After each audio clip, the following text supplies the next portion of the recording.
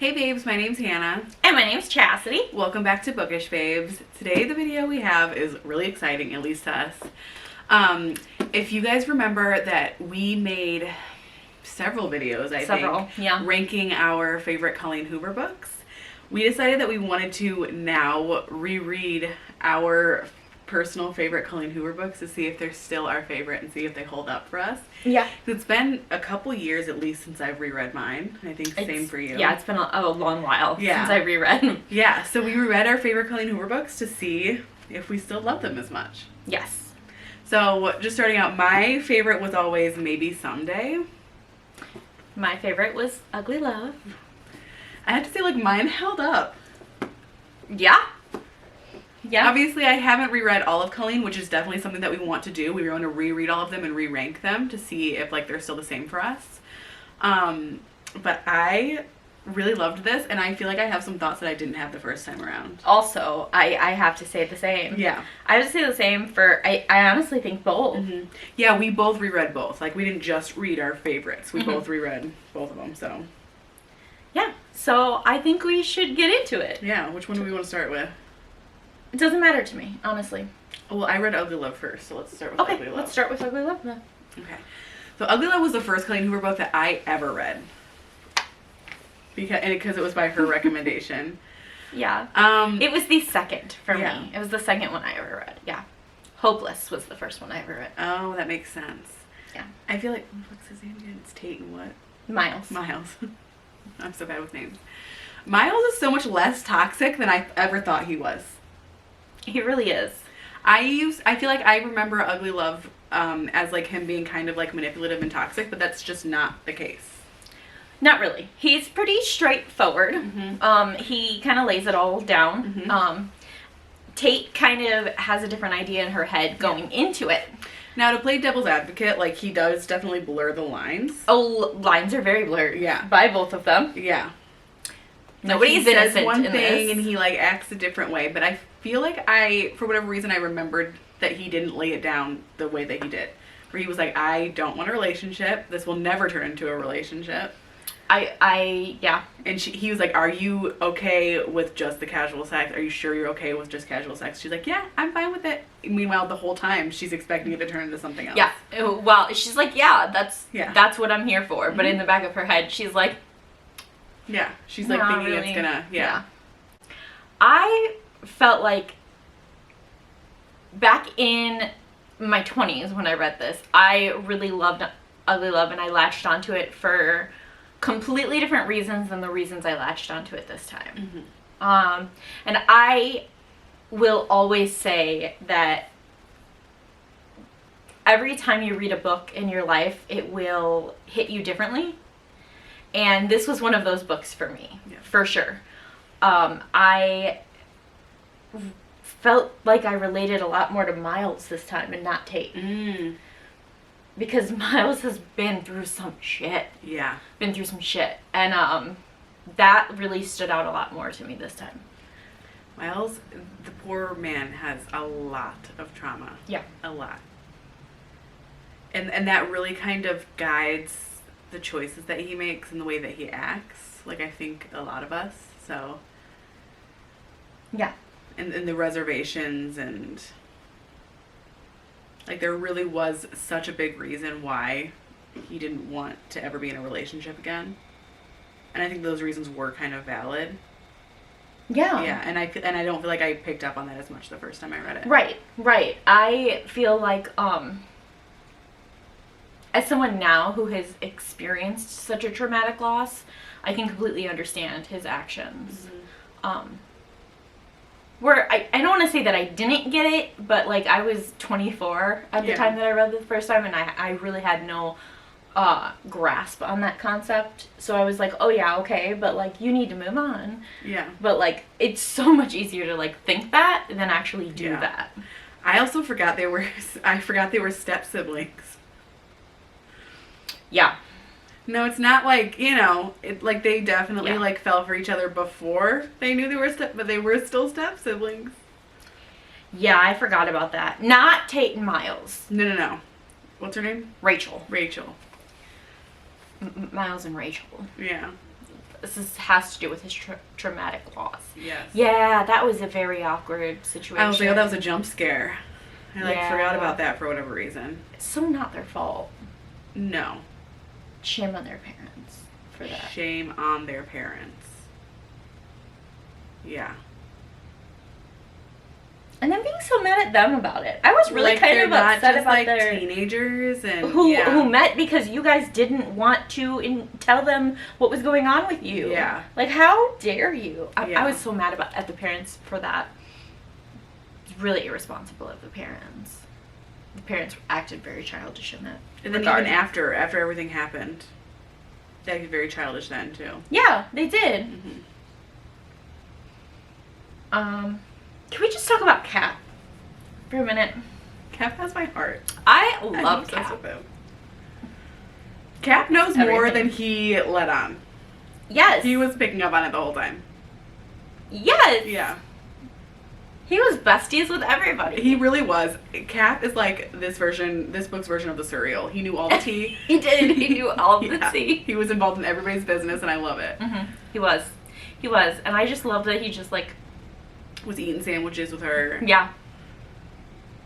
Like, I adored him. The bestie. And I fucking love her brother. I do. Yeah. I don't remember his name. No. What was his name? I don't think I have anything really written down about him. Also, the creepy friend was a jump scare too. I forgot about him. Oh, like Trevor or something. Yes, like it was something stupid like that. No, I don't like him. No.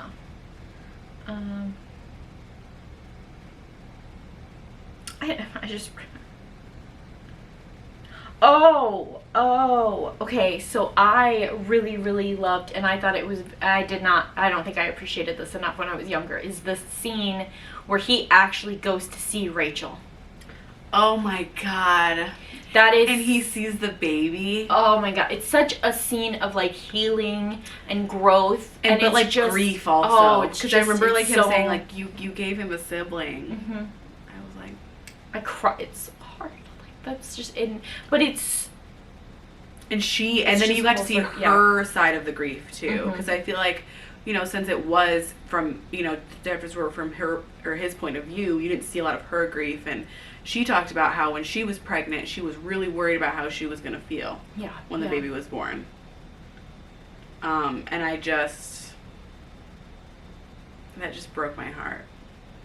Like, how traumatic does it have to be to like watch, to like know that you lived instead of your baby and then like be pregnant again?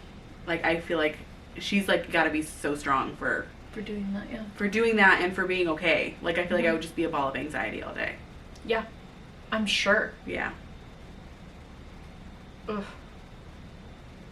Yeah, so I feel like that one hit me for like a lot of different reasons, and that one was a lot more emotional for me to read this time. And it made Miles realize that it was okay to be happy again, because she was. And I think he held on to a lot of guilt, and seeing that she had been able to find happiness and love again. Yeah, I think especially because like he dwelled on like some of the last things that were said between them, and he never knew what happened after that. He was a kid, and I think like as an adult maybe he would have made a different choice. Not that like I'm saying that he made the wrong choice by saving her, but I think as an adult he would have, and that's probably why he had so much guilt. Yeah. Which, like in that moment, you never know how you're gonna respond in like traumatic events. You don't know what to do. Yeah. And there's no right decision there. No. I don't feel like, Yeah, it's a tough one. It was definitely like, once I finally I wasn't ready to get to that scene, that like flashback scene. No. Nothing prepares you for that. And you know what I forgot about too is like in some of the flashback scenes, you have it, the way that he talks like almost in prose or like narrates.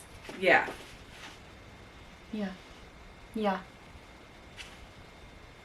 I forgot about that, and I really liked it. I think it really added to it. It does. Is that the right term for it? Like in prose or like what? I don't know. It's more like that. Yeah, that's the correct term. Like lyrical almost. I don't know. It was just interesting. It is. I love this book. I almost felt kind of bad for Tate too, because I think that she is, I forgot that she was a nurse.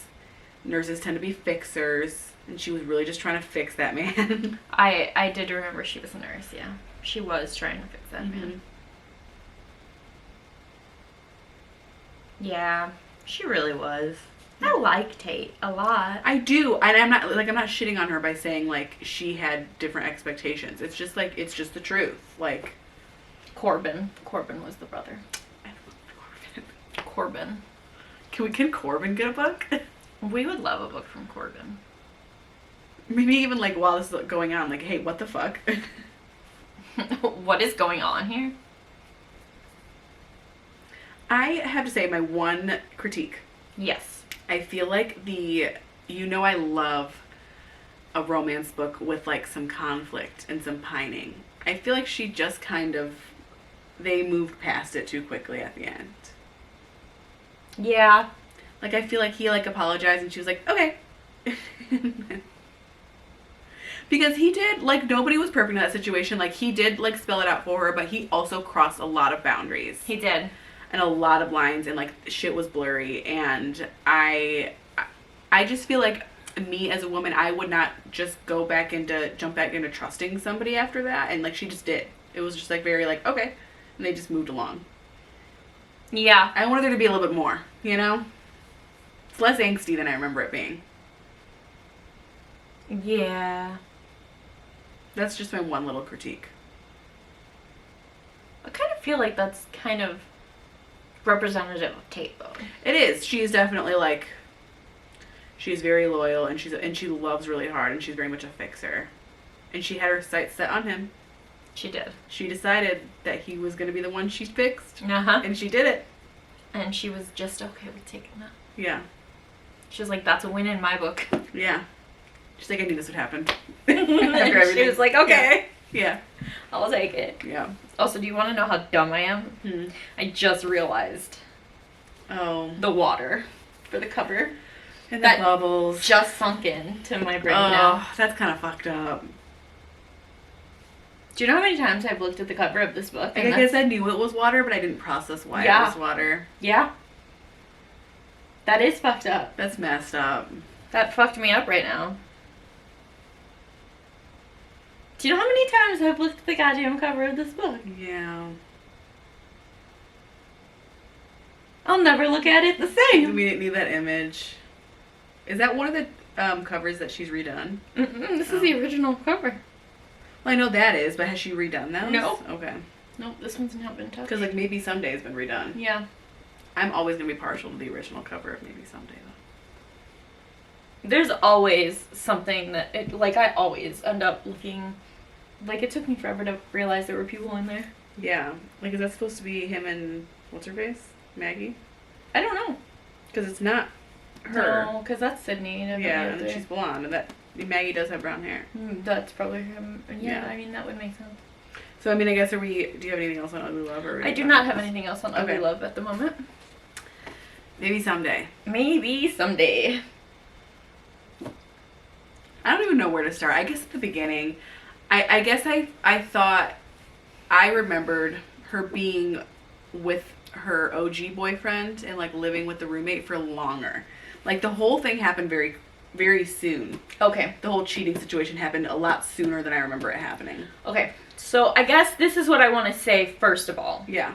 Is that Colleen Hoover has a knack for making me look at situations differently than I ever thought I would. Because, like, when I was younger, I guess I feel like I had this outlook on the world, which I'm sure, like, many of us do, because it's just naive of us to think everything is black and white. And if I were in that situation, this is what I would do, and I would never. Why it ends with us. And I would never take this, and I would never take that, and I would never blah blah blah. But you don't know. You don't know how you're gonna react until you're in a situation like that, and you don't know how you're gonna feel, because that's the thing, is like, hearts suck and feelings suck, and there's so much more involved, and everything's like gray, and humans have flaws, and we're weak-willed characters, and we are led by our emotions and led by our hearts. Shitting on the human race. So, sorry guys, wake up call. You have no idea what you're gonna do. So everyone's shitting on this book because they say it's the cheating trope.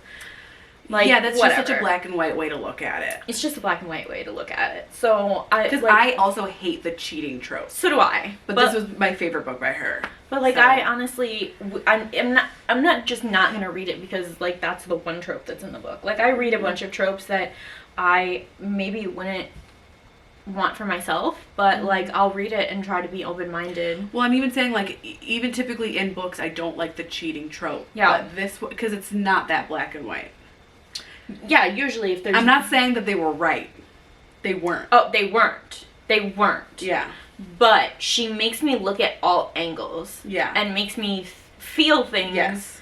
That maybe I wouldn't. And I feel like that really plays into how she ended up, like Sydney ended up feeling at the end of the book. Yeah. Because she gets cheated on very, very quickly in the book. Very quickly. And that's always her thing, is like, do not turn me into a... Tory. Yeah. And she ended up being a Tory. And I think it maybe made her, not like forgiving, because they were both horrible. Like, Hunter, is that his name? The original boyfriend? And Tory were horrible people. Like, they did it just because they were shitty people.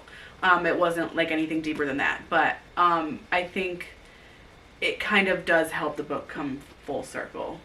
Yeah, it does. But I have to say, I feel like I don't remember liking Warren as much as I do, and I remember hating Bridget less than I do. Like, I think Bridget is, like, unbearable. I can't stand her. I find her so irritating. I think it was funny in the beginning when she thought Sydney was deaf. I, like, forgot that happened. I'm sorry, that's so funny. I know. That was so good. Because Sydney was, like, in a state of, her whole life had just blown up. Move your shit. Yeah, her whole life had just blown up, and then all of a sudden this stranger is like talking to her, and she doesn't know how to respond, so she just doesn't respond for a second. And of course, then like Bridget thinks like, oh, she's deaf because she's not actively speaking right this moment. Bridge is deaf. Yeah, yeah. But then she starts like for like several chapters, for like longer than I remember. Like she started. I forgot. Also, I forgot that she thought she was deaf, and then as soon as I remembered, I was like, oh, that's right, she thought she was deaf. And then I was like, wait, this is still going on. Like, for several chapters, she's, like, screaming at her. Why does Bridget do that, though? Because that doesn't help. They're deaf. So why do you just talk louder? They still can't hear you. They can't hear you. Yeah. She's so tired. Bridget is so... She's, but I find her so fucking irritating. Like, she's just one of those that's, like, rude for no reason. I do like the scene where she goes in there, though, and she's like, I'm a bitch. Yeah. I mean, at least she knows that about herself. I'm such a bitch. Why are you being nice to me? Yeah. Because she is just kind of evil. She is kind of a bitch. Yeah. Yeah, she's just But Warren. I do love Warren. I love Warren. And poor Warren. Like, do you remember that scene where he's like turning around so Ridge can't see that he saw them together, and he doesn't want Ridge to like read his lips? Yeah, because he's talking like, to Sydney. Listen to me, Sydney. Like, he's never going to leave her. Yeah. So I guess like that's like later on in the book. So like let's backtrack a little bit. Yeah. I instantly like Ridge and Sydney had a connection, and I instantly am like, but it's not an annoying sort of like insta love. It's not like that. No. But they do just have like this, almost like this like soul connection. Like they're like kind of twin flames. Yes, very much twin flames, and the music that they work on together is just, I mean, it's just like another type of connection. And poor Ridge, just because of how fucking traumatic him and his brother's childhood is. Like, he just cannot give up on people. And he feels this, like, this immense responsibility and this immense, like, guilt of, you know, like, having to take care of these people and having this commitment issue of, like, I have to do these things for these people or they won't be okay. Right. And, like, nothing bad happened. Like, Maggie didn't do anything to him, and he does love her. And so I think, like, where normal people would just be like, okay, this relationship has run its course, like, I've just grown out of this. He feels like he doesn't have the luxury of just, like, falling out of love and moving on from Maggie because her time is so short. Yeah. He feels like he doesn't have that kind of luxury, so he just never lets himself look at anything like that. Yeah, Maggie is sick. So Maggie has... cystic fibrosis. Yeah. So he, again, feels the need that he needs to take care of her, and that he because her life expectancy is, like, very short. Yeah. Like, I want to say the life expectancy, it's definitely, like, 35 and under, I think. And she's, like, in her 20s at this point. So, like, it actually drives him crazy that she wants to live on her own. And, like, still go to college and, like, do all these things that he deems dangerous, but she feels like, you know, my time here is so short, I want to fit as much in as I can. And they're both, like, very justified in the way that they feel. Like, he's worried about her, which he has every right to be, and she just wants to live her life, which she does, which just means that they're not right for each other. Yeah. But because of their situation, they don't realize that. Yeah. And because there's, like, not a loss of love there. Like, they do still care about each other. They both still love each other, but they're not in love. No. And, like, were they ever? You know what I mean? Or is Ridge just the type of person who needs somebody? He's a fixer. He's a fixer. He is. I mean, he took care of his brother, and I think it's just because it stems from, like, the fact that he was, you know, deaf, and nobody ever took care of him. Right. Like, nobody ever paid attention to him and, like, his needs, and so he does that for everybody else. But he ends up, like, kind of smothering Maggie a little bit. A lot of it, yeah. A lot of it. Yeah. Instead of having, like, a true partner, he's almost like her caretaker in a lot of ways. Even though, like, she's not, like, she still does stuff on her own, but it's, like, that's the role that he's taken on is, you know, I want to take care of her. Whereas with Sydney, he can just be a partner. Yeah. And he doesn't have to have anything like that to worry about. Yeah. So there's a lot. It's just a lot to unpack because, like, the only reason, and, like, in Maggie's defense, like, she never asked him to take that on. Like, she's fine. She's living her life. He's taken that on. He's decided to be that caretaker. Right. So the reason why she's like, no, I'm not going to move in with you. I want my freedom. Like, I want to do what I'm doing. Yeah. And, you know, but, like, she loves him too. It's hard. And, like, once again, I feel like my only complaint is that it was all just, and maybe it's just because it's Colleen and, like, you know, all her books they end in, you know, a happy way. And they do. And, like, I love that. But, like, I do feel like it was resolved a little bit too quickly. Because I feel like, controversially, I think Sydney was almost completely innocent. Almost. Like, she knew that he had a girlfriend for sure. But he was the one with the loyalty to the relationship with Maggie. And he was blurring the lines. All she was doing was, like, she had just gone through this traumatic relationship. And then she, like, fell in love with somebody who constantly blurred the lines when she was in, like, such a vulnerable state. And I don't remember feeling that way when I first finished it. Like, it was, like, Ridge was, like, Taylor Swift, it's me, hi, I'm the problem, it's me. That's Ridge. Ridge was the problem. He was, Yeah. And I love him. I do. He was wrong, but I do love him. And I think that's why I love the book so much. Because it makes you, like, look at a situation in which you would typically just be like, oh, well, fuck Ridge and Sydney, when, like, it's really, you know, there was so much more that went into it. Not saying that they were right. They were very much wrong. You know, like, they were wrong. They were wrong, and emotionally cheating is still cheating, and, you know, they also did kiss. Like, they did kiss, right. And there was the kiss, and, like, so it's completely wrong. Like, you're not going to get justification from me. But, yeah, like, I mean,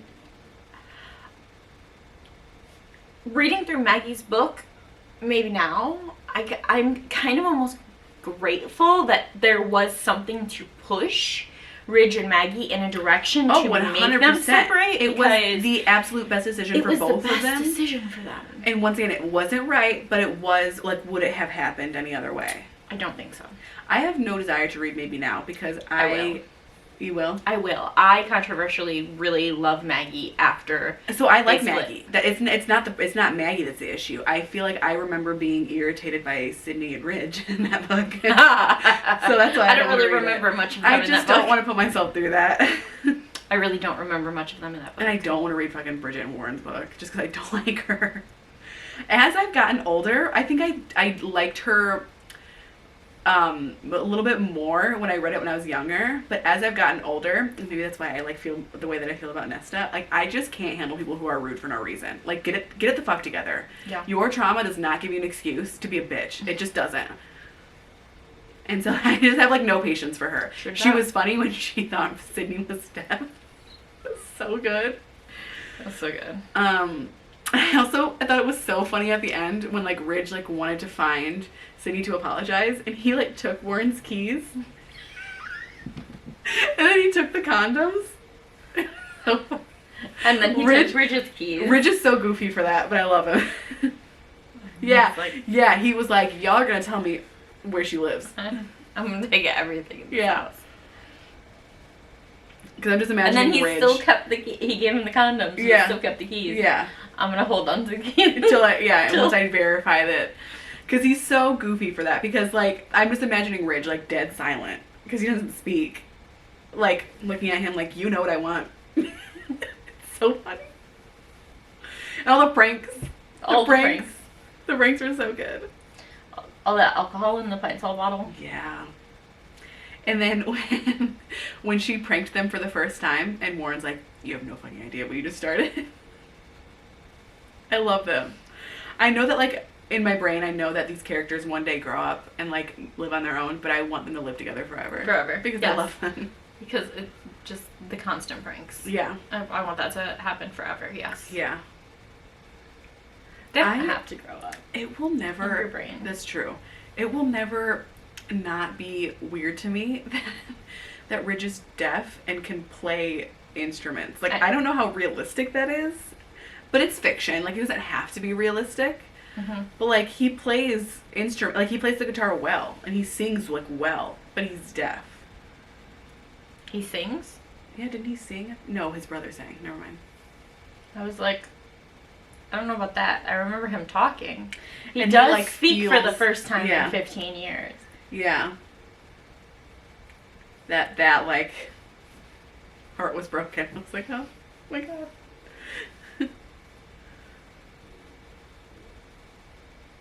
That was just another situation of Ridge being a little bit toxic because she said, hey, please give me some space. And he's like, okay, let me know when you're ready. And then he lured her to this fucking event. He did. He's like, I hope you're ready because, like, I am. He's like, if you're not, you know, like, it's okay. I'll go away. But then, like, she was kind of in, like, a weird situation where she couldn't be like, no, because, like, he was playing this song for her in public. Do you have anything to add? I don't think so. Let me see. I'm super excited to read the rest of Colleen's books. I also have reread It Ends With Us. I have reread that one as well. Yeah.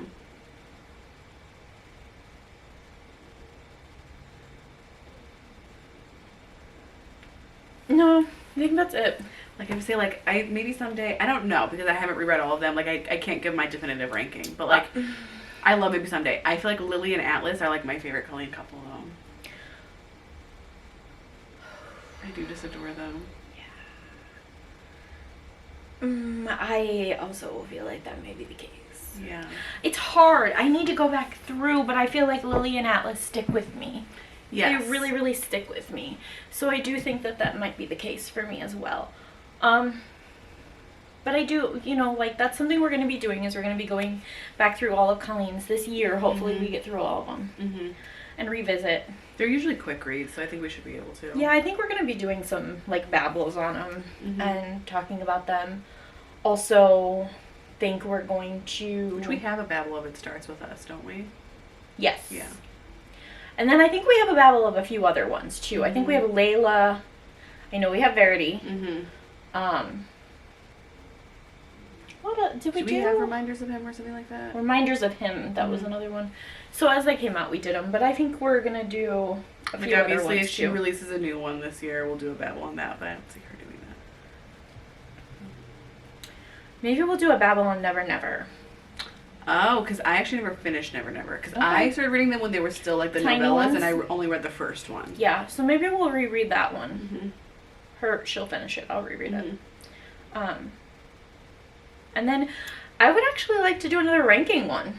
I would too. That's kind of my goal is I want to reread all of them and then rank them. Yeah, because I think mine's going to change a lot. I think so too. So, yeah. I'm not ready to get to All Your Perfects. I'm not emotionally prepared for that. My eyes are already welling up. Yeah, like I'm not prepared. I'm not ready to touch that yet. That's definitely not going to be this month. It's gonna be a while before I can pick up that book. I don't know if I can even make it through that one again. Yeah. No, I'm gonna make it through. I just don't know how well I'm gonna do during it. That might be the last one that I touch. Yeah. It's a beautiful book, but it is. Good God, does it get me? Everybody should read it once, and maybe it's one of those that you read only once. I'm not prepared for Slammed either. Okay, but like, of course you're not. Like, I'm fine with Slammed because of just different things that we've experienced. Like, I'm fine with Slammed. I don't know what it is about All Your Perfects, but like it's just very emotional. Mm-hmm. I feel like for anybody, whether you've experienced the things that go on in that book or not. Yeah. See what it ends with us. I found myself so much more emotional reading that book. Oh gosh. For real. I think those are our plans. So if you guys want to read along, and which one should we start with next? Next one, which one? Yes, we've done Ugly Love. We've done Maybe Someday. We've done It Ends With Us. Mm-hmm. What do you want to do next? You know what? I kind of want to read.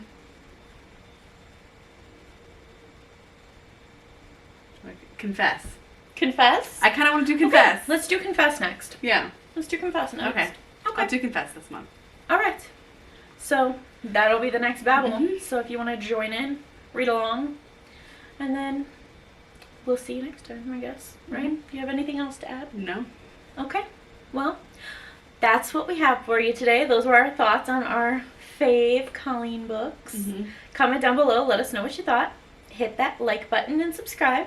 And make sure you turn on that notification bell so you know when we post next. Bye. Bye.